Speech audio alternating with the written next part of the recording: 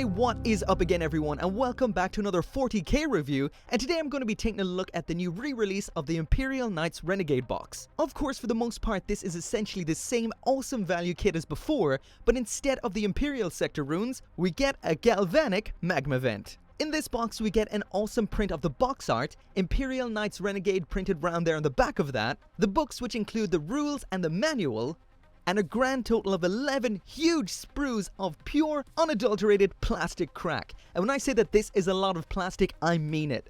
There's a doggo for scale, and before anyone's mind starts to wander down the wrong path, that is a pink 1kg aerobics weight in the top left there, I swear. Also in here we get two huge 17cm bases, which really gives you an indication of just how big these knights are. 2 sheets of water slide transfers and 2 dice, 1 red, 1 blue. The first book in here is packed full of lore, the rules to play Renegade as a standalone game, different knight house color schemes, as well as the rules, data sheets and point values for running these big hunks of burning death in games of Warhammer 40,000. Next up is the assembly instructions, and I will mention here that in the box you only get 1 sprue of Knight Warden parts, so that means that's only one of the Thunder Gauntlet, the Avenger Gatling Cannon and the Carapace weapons. So this does limit what you can build. For example, you can't build both a Knight Warden and a Knight Crusader as they both use the Avenger Gatling Cannon. As for the instructions themselves, they're incredibly clear and easy to follow. At the back we have a decal and paint guide, and speaking of which, as for the decals we get 2 sheets of water slides, the standard Imperial Knight big one, as well as a smaller supplementary one that's unique to this box.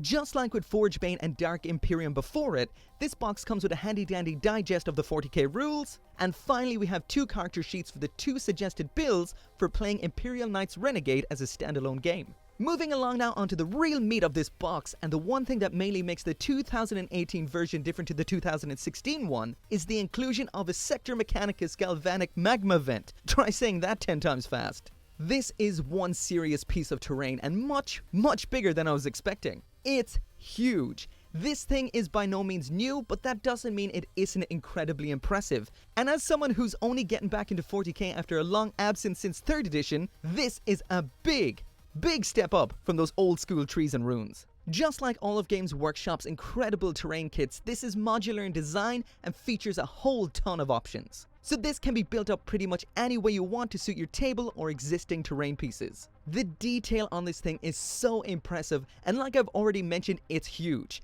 And just to put it into perspective, here it is beside a 4-story as well as a 2-story Imperial sector building.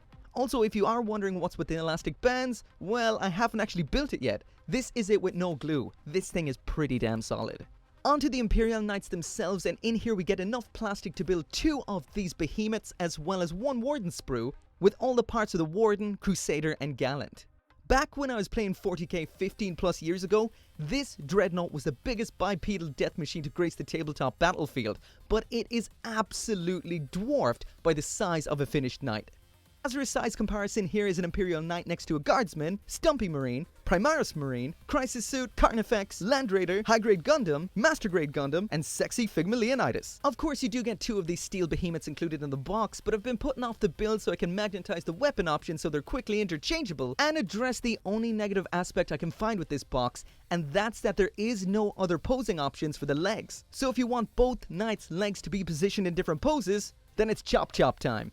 So that is it for the review, and what can I say, Imperial Knights Renegade is epic. If you've been looking to pick up a knight or 2 for a while, just curious about 40k as a hobby, or just love building awesome model kits, then this is a box you'll definitely be interested in. Warhammer 40k is not a cheap hobby, but box sets like this definitely reduce that impact. What would cost you about $372 separately retails for $195, and even less if you buy it online not from Games Workshop. If you're curious, I paid €109 for this, which is $127 as of now for this on elementgames.co.uk, and I'll throw an affiliate link down there in the description if you're interested in picking up one for yourself, while also contributing to the Mecha Gaikotsu absolutely pathetic lack of paint fund. That's no joke, I literally have like no paint. But anyway, as always, thanks for watching. Hopefully I'll see you again for more Warhammer reviews, but as always, I'll see you next time.